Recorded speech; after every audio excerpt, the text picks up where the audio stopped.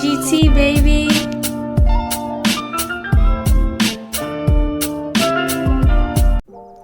What's cracking, y'all? It's your boy Junior Mafia coming back to you with another video. So we gotta talk about what happened on Summerslam night 1, and man, this show, it was middle of the pack, so to speak, up into the main event, and it brought things a couple notches up, and that's exactly what we're gonna get into later on as I go through every matches and all, get my personal opinion about it and all, and yeah, we'll see how that goes. But for what it's worth, overall, I enjoyed it. I feel like certain matches brought it down a notch and all, and some that I didn't expect for it to really like be interesting, they actually delivered on it. So that's what we're gonna talk about, and y'all let me know y'all opinions and everything down below. But without further ado, let's dive right into it. So before I say anything, when it comes down to celebrities hosting WWE or any way, shape, or form, I need y'all to stop. Seriously. Because all Cardi did was come out there, does her entrance to her new song that's coming out soon and whatnot on her album, gets into the ring, announces what's going to be going on tonight, and then says welcome to SummerSlam, pyro goes off, that's it. We don't see her until the camera pans on the celebrities who's actually out there and stuff like that, and that was pretty much it. The whole purposes of having a host is to pretty much update you on what's going on throughout the show and all those things. That's what a host is. You don't have one person come out there, briefly say something, and then we don't see them until later on, and they don't say anything. Like, just get rid of it as a whole. As a whole, we don't need no host. So I just wanted to clarify that, because I think that pissed me off. Seeing that stuff, man, because I'm like, it just made no sense. Seriously. But nevertheless, we had the tag team match to kick off the show. Jey Uso, Roman Reigns taking on the Bronze and Braun Breaker and Bronson Reed. And Jay coming out there, and he's gonna go through that crowd and all that stuff. So he had MetLife on tilt, and they're doing the yeet dance and all that too. Like it was turned up. So he coming out first, and then Roman Reigns, but it's just that aura of him, man, coming out there. You hear the OTC chants and stuff. So there's that. And then you had Braun Breaker and Bronson Reed comes out, and to add insult to injury, you see Bronson Reed having Roman Jordans around his neck again, after pretty much channeling his inner Debo / Ezel from Friday, taking this nigga sneakers and leaving out. And he does the same thing and has him on walking to the ring and all that. And Roman wanted his get back after what happened. So as the match starts and all that, they get Bronson Reed and Braun Breaker out the ring and stuff like that. And Jay is like, what? Run my music back. So they go up there and they turn it up yet again. And they was going to have, Bronson Reed was going to have enough. So they end up pulling Roman out of the ring. And then that's when the whole match started to really go down, so to speak. And I definitely enjoyed this. Very good spots. I'm glad, we saw some dominating offense out of Braun Breaker and Bronson Reed, because that's what I was really expecting out of this match. And they definitely had that. It was a crazy spot where Jay jumped out of the ring into Bronson Reed, Braun Breaker, and Roman, and he kind of overshot it, like he hit Roman in the head coming down. So that looked like a scary situation, but he was good though. So I'm like, all right, cool. Then there was another spot where you had Braun Breaker, who was charging at Roman, and does this mid-air shoulder tackle to him. Like, that looked crazy and all that stuff. And it was a whole lot of carnage. And the focal point of this right now is what Roman Reigns did through the duration of the match. And you could tell this is a different Roman Reigns where he's not pretty much sitting back, let everybody else like handle all the dirty work and all that, and he go clean things up. Nah, this man was really putting his body out there and sacrificed himself to make sure Jay was good. And it's been rare since we've seen that happen from Roman Reigns, especially, him being the tribal chief and all that stuff, and pretty much being the backseat of it all until the dust is settled, and then he go in and handle his job and all that stuff. It's been a minute since we see that. So to see him pretty much stepping out and really holding Jay down through this match is something that I had to get credit for. And you could tell he's clearly a baby face now, especially as we started getting towards the end of the match, especially and whatnot. And Braun Breaker, this man tried to get the upper hand on him, and then the backfiring when Roman ends up spearing him through the barricade. And then, with Bronson Reed, he's going to try to take advantage of that, trying to take Jay out and stuff like that. And, as it's happening and you're thinking that, okay, this is about to be the end of it, so to speak. Braun Breaker, as soon as he recovers, proceeds like he about to go spear Jay until Roman moved him out the way and ate the spear. So for him to sacrifice himself to make sure that Jay was good, Jay looked at that, took advantage of it, got Braun Breaker up out of there, and then when it came to Bronson Reed, hits him with a spear, then he goes up there, hits him with the Uso splash and covers him for the 1, for the 2, for the 3, and they end up winning the match as I expected that to go. But the key things that came out of that was Roman Reigns and, him taking a back seat, because what shocked me was that Jay got the pin on Bronson Reed and all that. Because you would think in this case, Roman would have got the pin over him and all, but nah. He said, what, I'll take a back seat on this right now. I'll sacrifice myself to make sure that we get the win. This is a different side of Roman Reigns that, again, like I said, we ain't seen in a long time, and starting to embrace him, man. And he was definitely, on his A game, making sure that Jay was good and all that. And, he made sure that he was well protected. So that was that. Definitely enjoyed the match and all that. And it was a good way to set the tone for the show.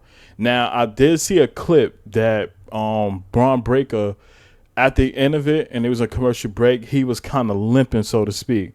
And that gave us cause to pause because, now I'm like, with Seth down and now potentially Braun Breaker being down with injury, how this shit will look until we find out later. But anyway, it was just crazy to see. And I'm like, oh my God, hope and pray that it's okay and it's nothing too serious. So speedy recovery from Braun Breaker. I hope he's okay and all that stuff. And we should know more about this coming up. So, yeah, moving on. Next, we had the Women's Tag Team Championship match. Alexa Bliss and Charlotte Flair taking on Raquel Rodriguez and Roxanne Perez. And this match, I didn't really care too much about it. It was fun, but nothing to where I could really take notes on and stuff. I think the only good things I've seen from here is that the chemistry of Alexa and Charlotte, and even though it looked like it was about to go downhill when Alexa accidentally took out Charlotte, so to speak, and that was the opportunity for Raquel and Roxanne to take advantage of that, but things started going back on the right track, so to speak, and I think Charlotte ended up saving Alexa when it looked like Raquel was about to go and attack the Charlotte, ended up spearing Raquel out of the picture, which let Alexa Bliss hit the sister Abigail on the Roxanne Perez, and she was able to cover her for the 1, the 2, and the 3, and they are your new women's tag team champions. And this was the right call, because I feel like now you know, we in a different universe now where Charlotte is starting to get a lot more cheers. Where 4 months ago she was getting booed out of the arena, and it was looking bad for her. But I think all of that made a change the minute she teamed up with Alexa Bliss. I think fans started to care a lot more now and see, okay, this is a Charlotte who's not in the title picture all the time for that main championship, and that, she's in a different type of role where it's fresh storyline, teaming up with Alexa, which nobody expected at all, and it was interesting. People enjoyed it. So because of that, and seeing how they lost at Evolution, I said in my head, if they get an opportunity again and face Raquel and Roxanne at SummerSlam, they need to win those tag titles. You do not let that type of momentum from those two women go down the drain. And long and behold, we got what we wanted. And this was the right call, and for a fact when Liv Morgan comes back, and seeing how Raquel and Roxanne lose the way they did, she's gonna there's gonna be some major issues there. So I see that happening, and then they're gonna get their rematch back, but I don't envision a circumstance where they drop the titles yet again to them. There's not gonna be another situation like with Lyra Valkyria and Becky Lynch. That's not happening. So I hope that they have a very good run with those titles and not let them shits go down the drain. Please book them correctly, because if they do that, then I think they'll be in a perfect position, because how much them tag titles is cursed. Anybody getting them, they don't really be shown on TV that much outside of Roxanne Perez and Raquel Rodriguez. Them titles don't be shown a lot. So I hope now that we get a lot more eyes on it with Alexa and Charlotte now being your new women's world champions. So that was pretty good. Next we had Sami Zayn taking on Karrion Kross, a match where it wasn't going to be that long, and I would have thought they would have let Karrion Kross win, especially everything he been doing to Sami and stuff like that. And throughout the match, it was nothing to really look back and say I could watch that again. Nah, I think this is a one and done situation, because throughout the match, all you see when Karrion Kross got offense, kept telling Sami, you're going to admit I was right, calling him a bastard, all that stuff. That's really much been happening. And throughout the match, you see Scarlett take this black pipe. It sounds crazy, and she gives it to Sami, as they're trying to tell him go hit Karrion with it,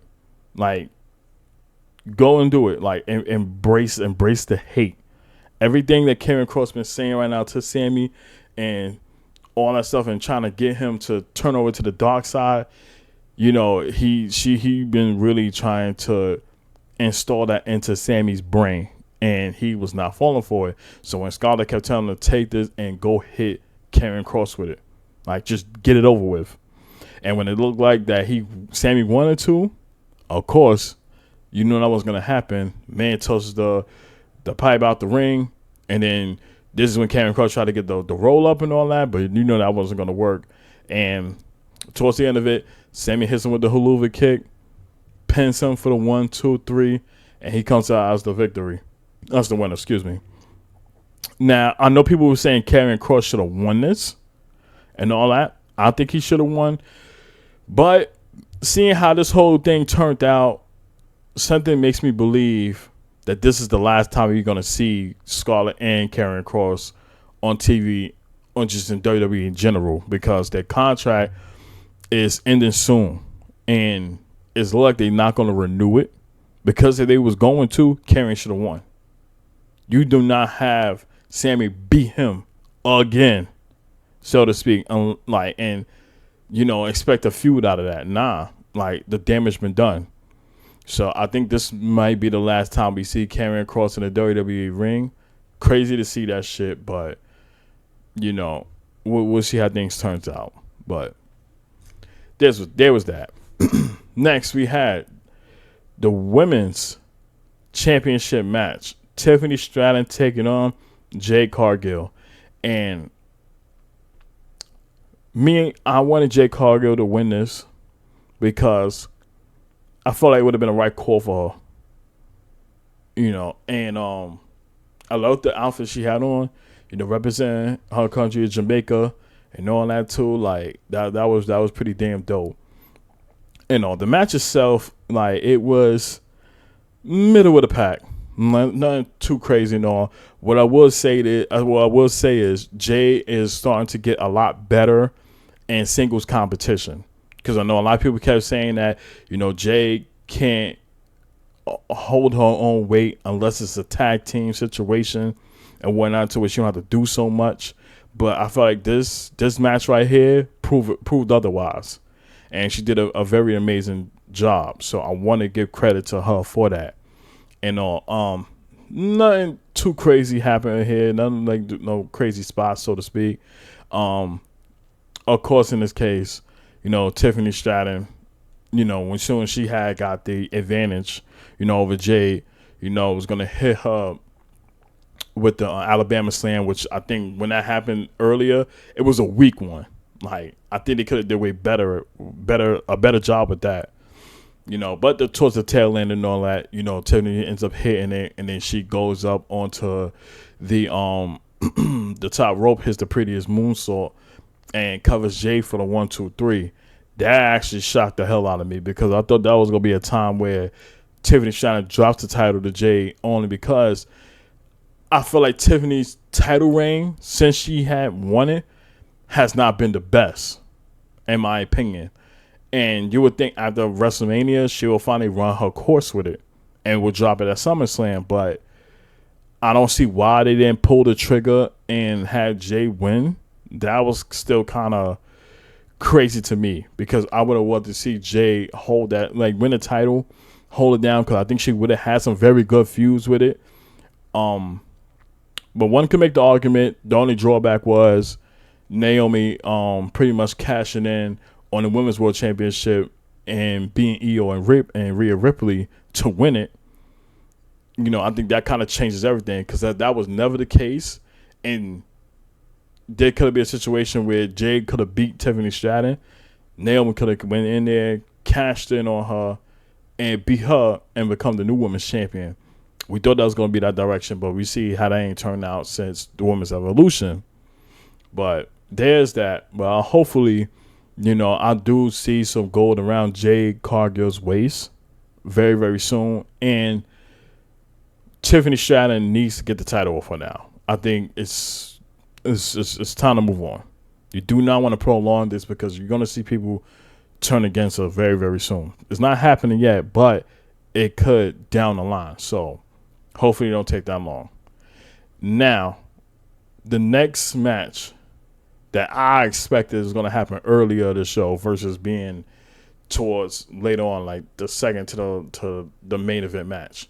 And that was Jelly Roll and Randy Orton taking on Logan Paul and Drew McIntyre.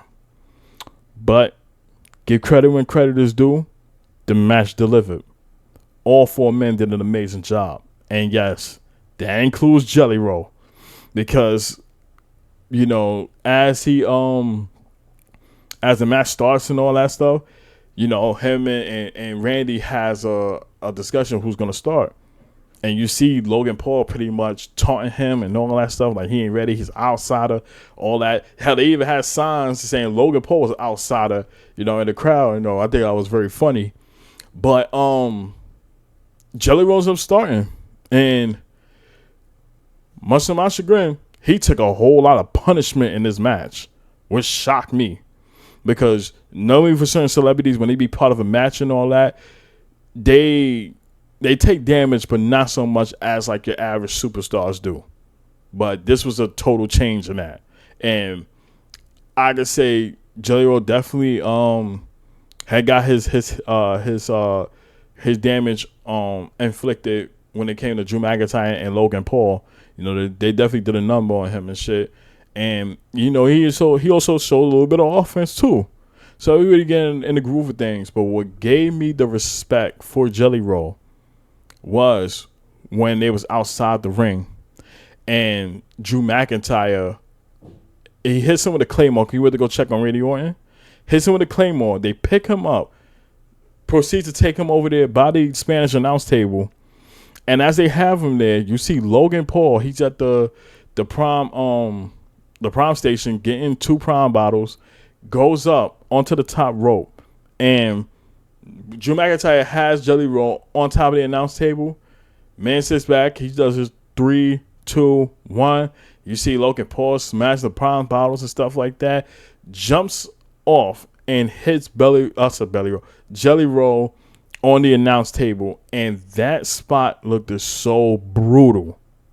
The impact itself was crazy, and I want to give my utmost respect to Jelly Roll because that spot is not easy to do, and it hurts. And you can tell he felt the after effect of it too. You know, they had the medical people come and check on him and all that, his wife concerned and stuff, and it's looking crazy. It even affected Logan at a certain point too. So as it's happening and they checking on him and they feel like he ain't gonna be able to compete in the match anymore, now it just turns into a handicap match now, where now you only have Randy Orton taking on both Drew McIntyre and Logan Paul by himself. And credit to Randy Orton, he held his own, you know, for that whole entire time. And as they walking out Jelly Roll, so to speak, you know, he can't walk on his own power and had to pretty much be carried, or they helped him walk, so to speak. But as he's standing there and he turns back and he's seeing what Randy's going through, even though he's trying to fight back, but he knowing that it's a disadvantage for him, he decided to say, you know what, bump that. I'm going to go back and I'm going to continue to fight. So it shows you the heart that he has. And this is why I got my utmost respect for him and the way he really handled this. So Randy ends up tagging him in.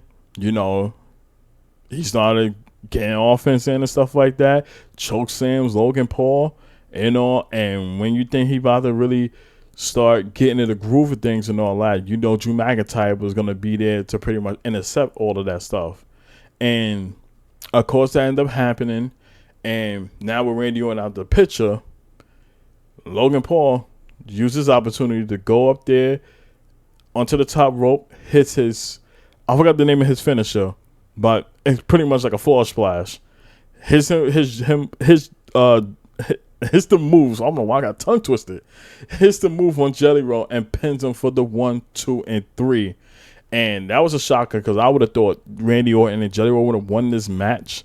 So for them to kind of turn it around and Logan Paul be the one to get the win and do that by pinning Jelly Roll, you know, was crazy to me. But again, for his in-ring debut, he did an amazing job. So I want to give respect when respect is due, because again, people think they could do all these things in the ring or say it's easy until you have to step foot in there and you see how difficult it is. So I felt like for Jelly Roll to win and drop the weight to be able to participate in this match and all that shows me his hard work, his dedication, and his love for the business, and that cannot be overlooked. So I'm happy for him. I'm glad he was able to experience this moment, and he did a hell of a good job. So there was that. Now on to the main event. Gunther versus CM Punk for the World Heavyweight Championship. And this was a match that I was looking forward to because you knew it was going to be some heavy hitting in here, mostly from Gunther.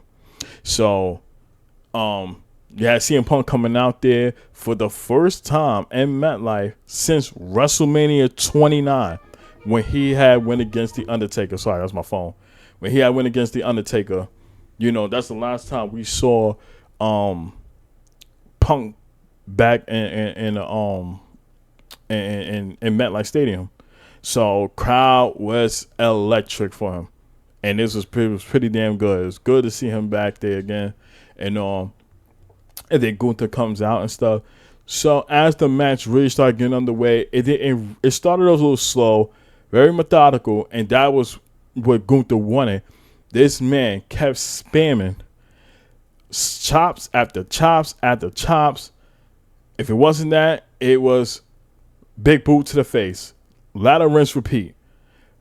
Pretty much all of Gunther's like moveset in the beginning was nothing but chopping CM Punk's chest. Like you could tell that it just got to the point where it was just bright red. And CM Punk, when he did get offense, he tried to reciprocate that same type of energy, hitting Gunther with chops. And even Gunther was kind of absorbing it and saying like, "Come on, Punk, like I know you can do better than that. Hit me." And Punk continuously trying to hit him with chops and all. And it wasn't phasing Gunther, but you could tell looking at his chest, he started to bleed. But it's just Gunther embracing that pain. And I could say the match started to really kick it up a notch towards the middle of it. Like now you see Gunther starting to get into the dominating phase to where he's chopping, CM Punk down continuously and really getting him fatigued. And he's going to use that to his advantage to pretty much choke him out and all that stuff. But CM Punk was going to counter that a lot. So it was kind of the counters and all. And I say when they got outside the ring and when it looked like Gunther was about to make a move, Punk ends up sending him flying over the announce table. Well, he was on top of the announce table, sorry, because he was gloating about him being the best in the world, being a ring general and stuff like that. And as he's going on and he's celebrating early, Punk took advantage of that and pretty much swiped him off of the announce table. And when we see Gunther popped up again, this man was busted wide open, which looked crazy. And I said it was a good visual. I like that. And when they got back into the ring and Punk tried to take advantage of it, trying to hit the GTS and all, but end up getting countered by the sleeper hole. And as Gunther trying to lock it in, you see Punk trying to get out, trying to fight out of it and all that too. Managed to do so, but Gunther in this case was going to look for that powerbomb. So he ends up hitting a powerbomb onto CM Punk. And then, he looking for him to get up and stuff like that. And then he does this not a missile drop kick, but he does this drop kick that sent Punk towards the turnbuckle area.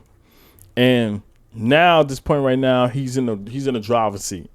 And when it looked like he was getting ready to pretty much put it away, CM Punk ends up finding a way to counter out of all of that stuff, hits a GTS on him finally, and you see Gunther, he's just standing there, but he's like he's about to fall, but he's holding his balance. And Punk look at it this way, like, all right, I got to hit another GTS on him.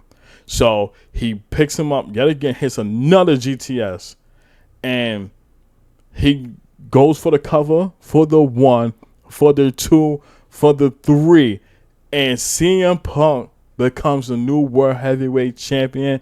The crowd was at an uproar. I was shocked because I did not expect it.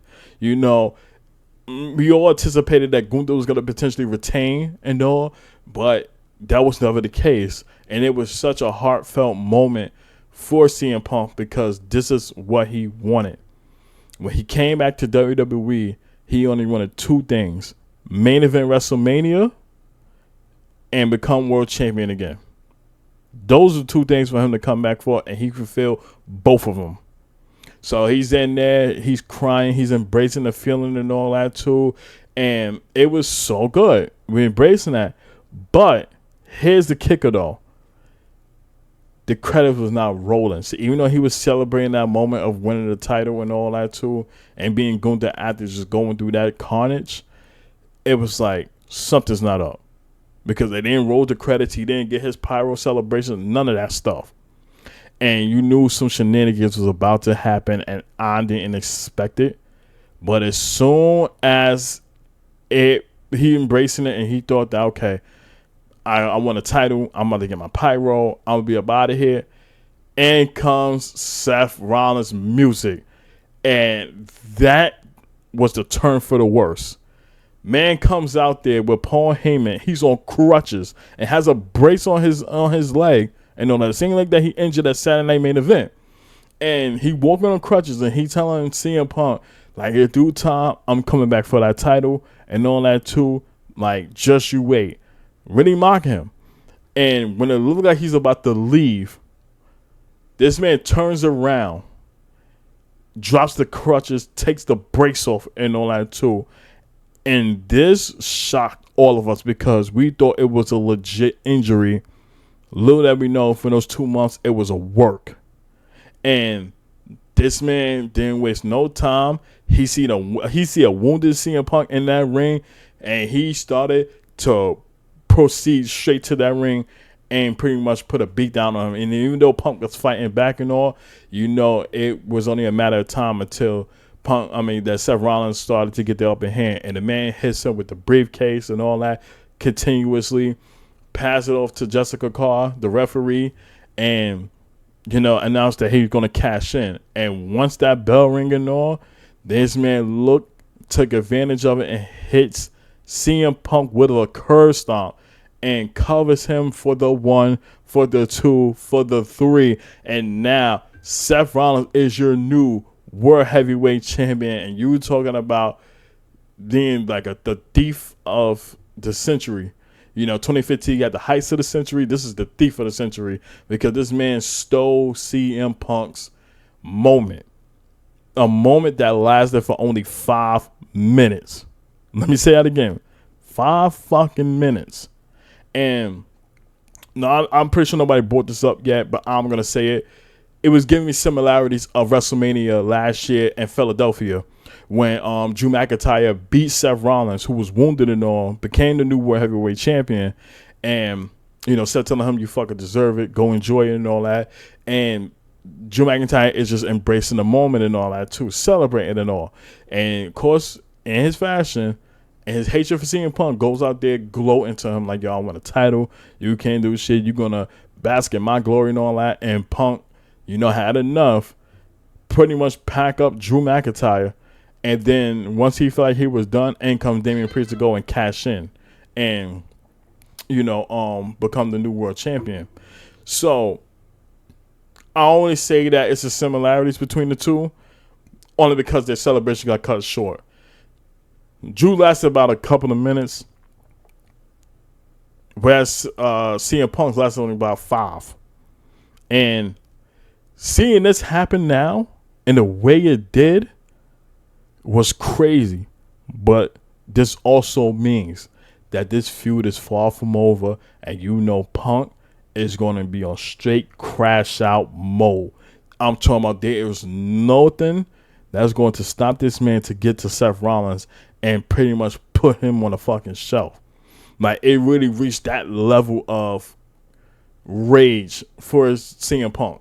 Because it's like, yo, I got this moment right here. You take it from me and all that too. And you expect me to just let it go as if nothing happens? Oh, no. No. This is far from over. And I can only tell you right now, business is about to pick up. It is about to pick up. This was literally the match or the ending that made this PLE a 10 out of 10. Because if it wasn't for this, I probably would have gave it like an 8 out of 10, in my opinion, because of CM Punk winning his World Heavyweight Championship the way he did, and it was long overdue. So that brought it up a couple notches up. It made it a 10 out of 10 in my opinion, and I definitely enjoyed it. And that was a very good way to close out the show. A very good way to close it out.